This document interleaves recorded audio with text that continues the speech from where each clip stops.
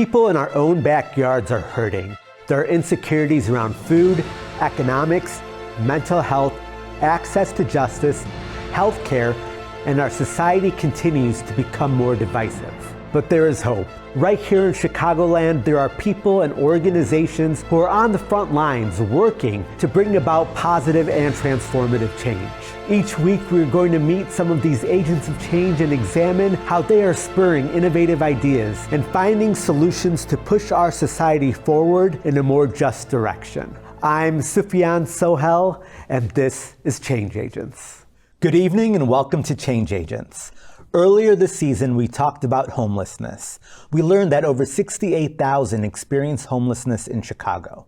We also learned that 17,773 students coped with homelessness while attending Chicago public schools in 2022. We learned some of the reasons behind homelessness and discussed how the influx of migrants into Chicago has increased the challenge facing our city and its communities. This March, on the 19th, Illinois will hold its primary election. Along with choosing our respective candidates for president, a referendum will be on Chicago ballots asking us to vote yes to Bring Chicago Home. Bring Chicago Home was born out of the growing need to address Chicago's housing and homelessness crisis by restructuring the Chicago real estate transfer tax to create a large, legal revenue stream to provide permanent and affordable housing for our homeless.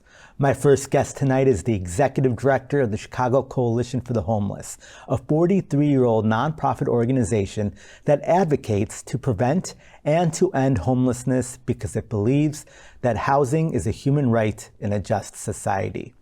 He spent over 25 years in his career focused on social justice goals with a primary focus on ensuring that everyone has access to affordable and decent housing. I'm thrilled to welcome, as my first guest tonight, Doug Schenkelberg. Doug, thank you so much for joining us tonight. Thanks so much for having me. Of course. Doug, I gave some stats about homelessness. I had a guest earlier on from La Casa Norte who was talking about homelessness, the migrant issue, and how the parallels between some of that community facing and the ongoing crisis of Chicago. I would love to hear your perspective on the challenge of homelessness facing our communities. So the challenge for folks experiencing homelessness in our community, whether they are asylum seekers in our community or people who've been in Chicago for a long time and are experiencing homelessness, is fundamentally about instability. Like, housing is a foundation to being able to have a quality of life in all sorts of different areas, right? So it's about your ability to have educational attainment. It's about your ability to hold down a job. It's about your ability to stay physically and mentally healthy. Without that stability of housing, all of those other things are much, much harder to achieve, and they compound on themselves, right? So when we talk about, people who are experiencing homelessness, dealing with mental health issues and chronic health issues, those issues get exacerbated by being homeless. And so they need the stable housing in order to get those issues under control. So homelessness at its core is a housing problem. And if we have permanent affordable housing for folks, we can fix homelessness. Why don't we fix that? I mean, I think I saw something on Instagram yesterday where it would cost $20 billion to fix homelessness, and we just choose not to invest in that. Why? Right. Why? So one, it's a choice about priorities. Sure. And a failure for our government, which is the primary way we can address it because it has the ability to do things at scale in a way that other entities don't. Being unwilling to make addressing homelessness a priority. So it's not about whether or not we know the solution. We know the solution is housing. It's about having the political will in place to put the funding in place to address the need and do it at scale. And that's really what it's about, is about getting our decision makers, and whether that's elected officials when we're talking about city council or state legislature, or it's voters when we're talking about elections, to prioritize addressing homelessness and take action by putting the resources in place. Thank you. I mean, you talked about the interconnectedness between homelessness with mental health and jobs and economic security. these are all challenges faced by so many who live around us. Right. And you also talking about priority of our government to not focus on these issues. I find that very problematic, right? Yeah. It's these are the communities. Our communities are struggling and suffering, and our electeds are voted in by us and our communities to represent us and serve us. Why do you think there's such a disconnect? I think there are different voices that get the ear of politicians. Those who have self-interest about keeping taxes as low as possible, that want to make sure that their assets, their resources are kept to themselves and aren't contributed to the common good. And there's a lot of really well-meaning, good politicians who want to do the right thing, but they're working in an environment that makes it really hard for them to get a majority there. And oftentimes, unfortunately, these important issues like healthcare, housing, education get pitted against each other. And those of us who are working on those issues are told, well, you need to choose. Should we invest in education, or do we invest in housing? Do we invest in healthcare, or do we invest in substance use treatment? And it's a false dichotomy, right? We have the resources and the ability to address all of these things, and we aren't going to be able to really tackle any one of them without a comprehensive plan, right? So that's where we need to push back and say, we need a different answer from you on how to do this. No, I appreciate that. Tell me a little about the Chicago Coalition for the Homeless. What is your focus? Sure. So at our core, we're a power building organization. Okay.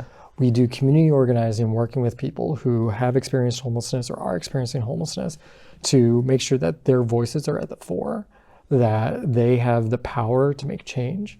And we as an organization do what we can with the space that we have to put them to the front. So we do advocacy in City Hall, we do advocacy in Springfield around substantive policy issues, around budget issues, to make sure there's adequate funding and good policy in place to address homelessness.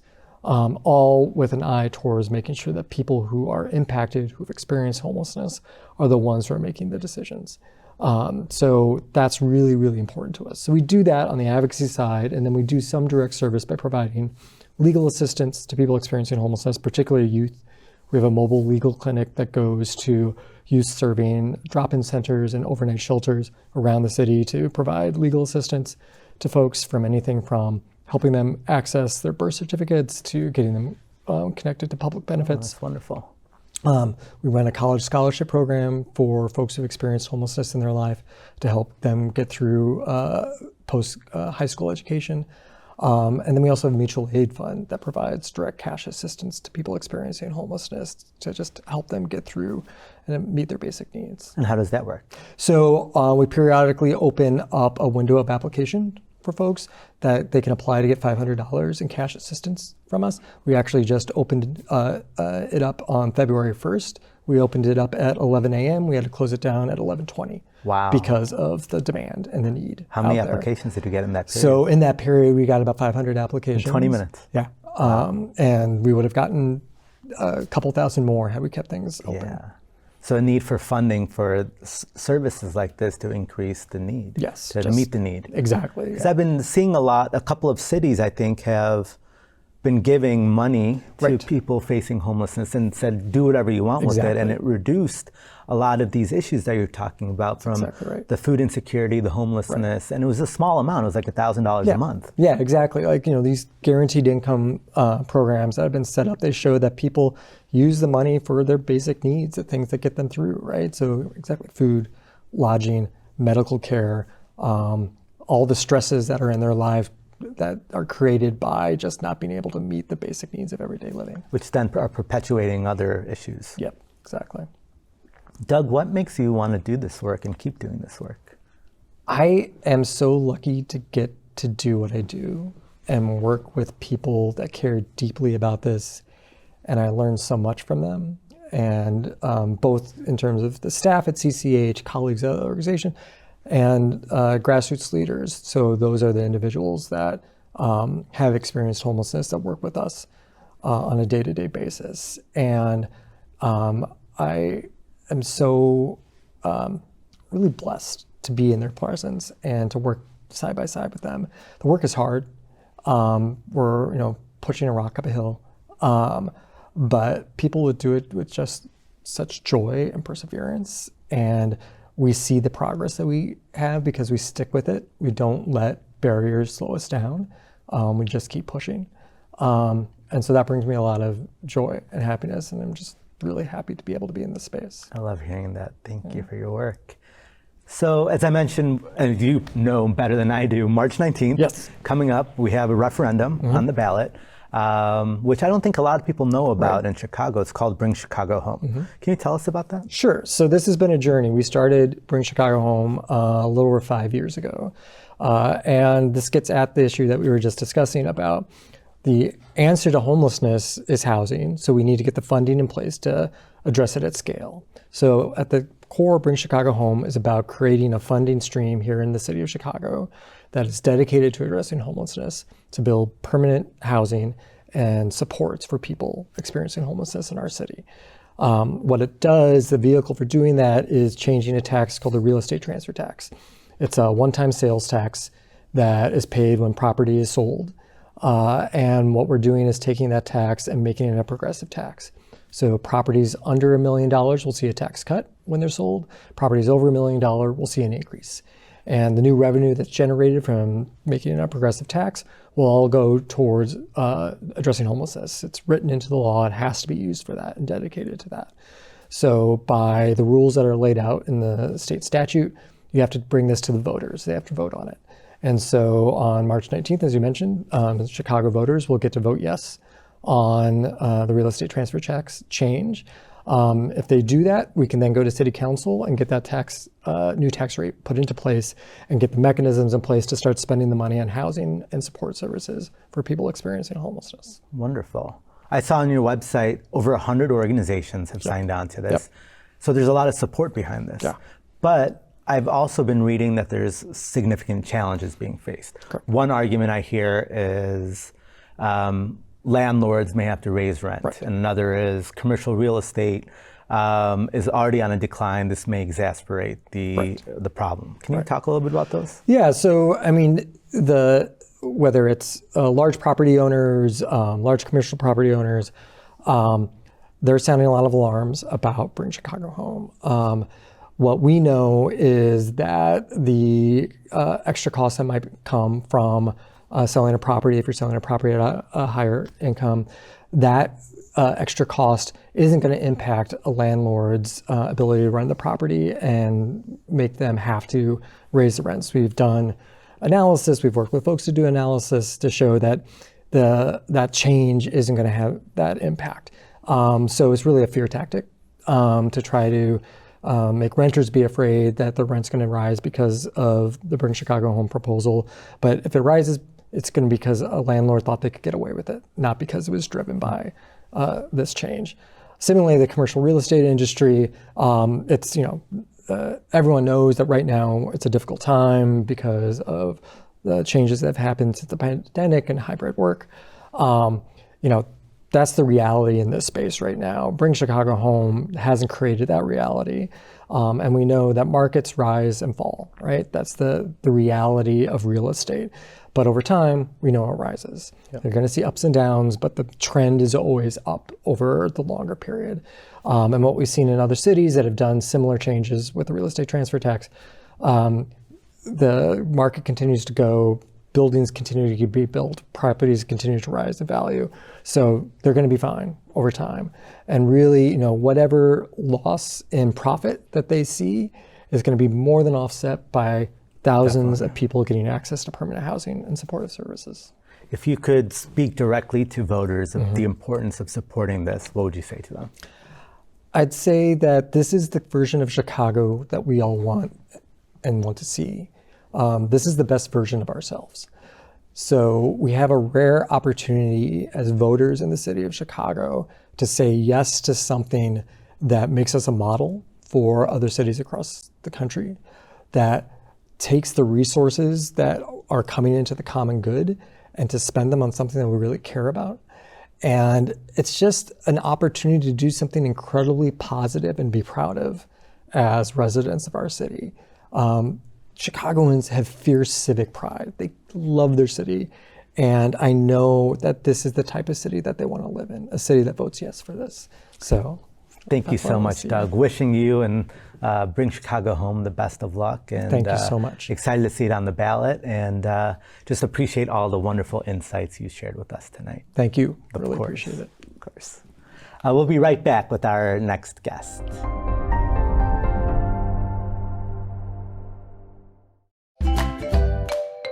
Hi, I'm Bianca Cotton. Join me Mondays at 7 p.m. for Behind the Confident Smile as I sit in conversation with incredible, dynamic, and complex Chicagoans who peel back the layers, living lessons, the joy, and the pain behind their confident smiles.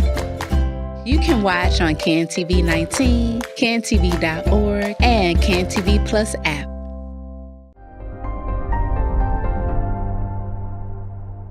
Welcome back. My next guest and her family faced homelessness when she connected to the Chicago Coalition for the Homeless to apply and receive support via the organization's mutual aid fund. She became active in their advocacy efforts and is now focused primarily on the Bring Chicago Home campaign. I am so pleased to welcome my next guest, Carla Johnson. Hi, Carla. How are you tonight? I'm fine. Thank you for having us. Thank you for joining me. Carla, tell us about your journey, how you came to be connected with the Chicago Coalition for Homelessness. Well, first of all, I never expected to be homeless. I'm 67 years old. I'm a great-grandmother. I moved out of the city 30 years ago, but found myself in some health situations and had to come back home. And when I came back, I wasn't physically able to go to work. So I just began to stay with family. So at that point, I knew of a lady that was in the Chicago Coalition for the Homeless, and she brought me to a meeting. And that's where I realized that I too was homeless. Even though I was living with my family members, I was homeless because it was not my own home. And with working with the coalition, I realized that there are a lot of people that are homeless that we don't realize. Like we mentioned, students are homeless that are in the schools, and they're living from house to house, which is called doubled up, and that was my situation. So when I realized that there's something that needed to be done. And so I started working with the coalition then.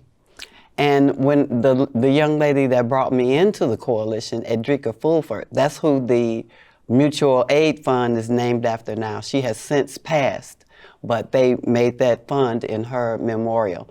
And I was able to receive that once that application period opened up and I got the $500. That was what I used when I finally was able to get my apartment in a senior building in Bronzeville on King Drive. So it came in handy when I needed it, and all of the support that I got from the other members there to encourage me to keep going, it made me want to help others. Thank you for sharing that, and I'm so glad you received the support you needed at that time. Mm-hmm.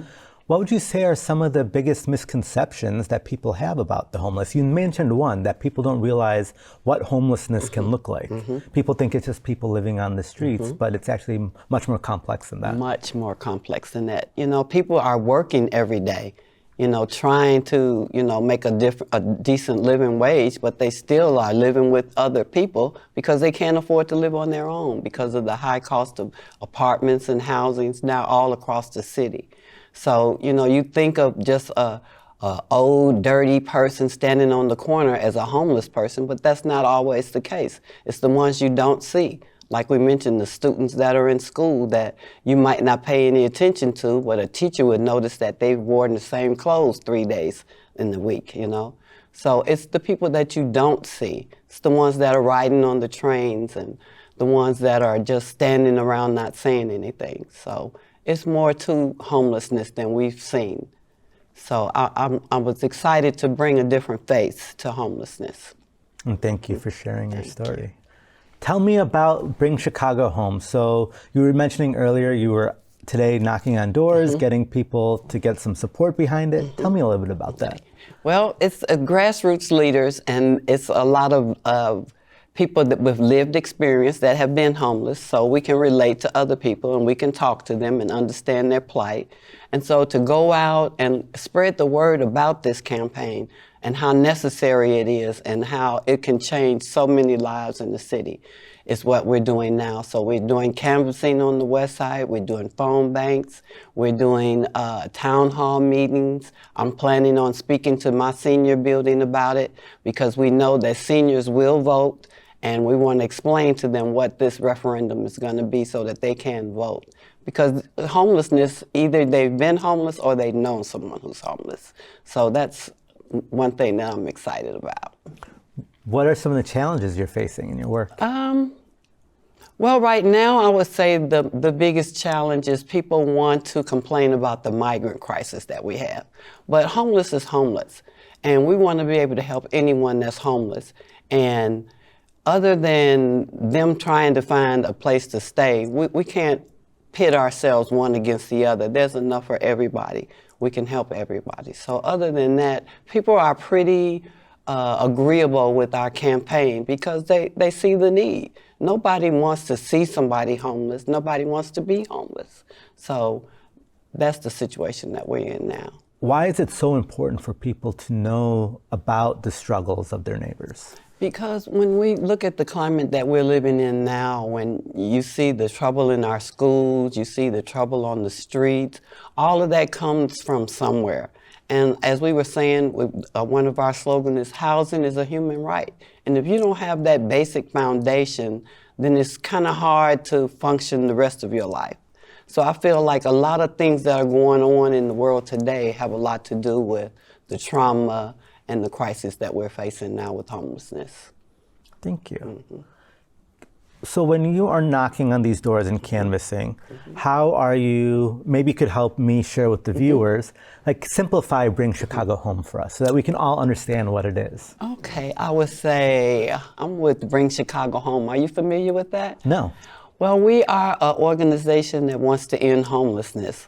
How does that sound to you? Great. Sounds great. Well, we know that homelessness is a serious problem right now, but we need a funding source that can help us solve that problem. And our plan is to increase the real estate transfer tax. We want those that can pay more to pay their fair share. How do you feel about that? Great. Well, we're going to have an election on March 19th, and there's going to be a referendum on the end of the ballot, on the back. It won't say Bring Chicago Home or homelessness. It's going to say the mansion tax. Well, we want you to vote yes for that because that money is going to go definitely for homelessness and for wraparound services. Great job. Okay. I'm sold. Okay. But you raised a good point. Mm-hmm. People may be thinking Bring Chicago Home, but all they're going to see on the ballot is mansion tax. And I think that's really important to get the messaging out there about that. So what's been your effort in letting people know that, because you have your shirt on, I see it in the newspapers, Bring Chicago Home, all the partners that you all have, 100+ partners. So we are on the ball, Safran. We have all the apps. We have the Facebook, we have the Twitter, we have the whatever they are, all the apps. We have that. We have commercials. We don't have the money that the big real estaters have, but we've done really well with doing our own infomercials, I guess you could say, and then we do have some campaign commercials going out shortly. So you're going to be seeing a lot about us, and you're going to be hearing it, and you're going to know that it's Bring Chicago Home by voting yes, March 19th. Perfect. I think our viewers now know as well. And if you could just share one message to voters beyond of all the gems you just shared with me tonight about how important it is for them to show up, because I feel people may not want to go vote just because who votes in a primary? We see low numbers. And why it's so important. Could you share that with us, please? Because if it can happen to me, it could happen to you. And it's not something somebody planned to do. I didn't, wake up one day and say, I think I'll be homeless for the next 3 years. No, but situations, life happens, and it could happen to you. So that's what I would say. Carla, thank you so much for sharing your story and your words and your great work with us tonight, and wishing you the best of luck on this campaign to Bring Chicago Home. Thank you so much. Of course. Sit tight. We'll be right back with this week's Change in Action. Hello, I'm Rich Robbins, inviting you to join me for the series Soft and Tender. Soft and Tender celebrates the resilience and emotional depth of Black fatherhood, offering a powerful narrative on family bonds and ongoing challenges faced by Black communities. As a father and as a parent in general, you have to know that you're not going to always understand, and that's okay. Tune in on CAN TV, cable channel 19, or stream at cantv.org or the CAN TV Plus app. Experience the power of community television.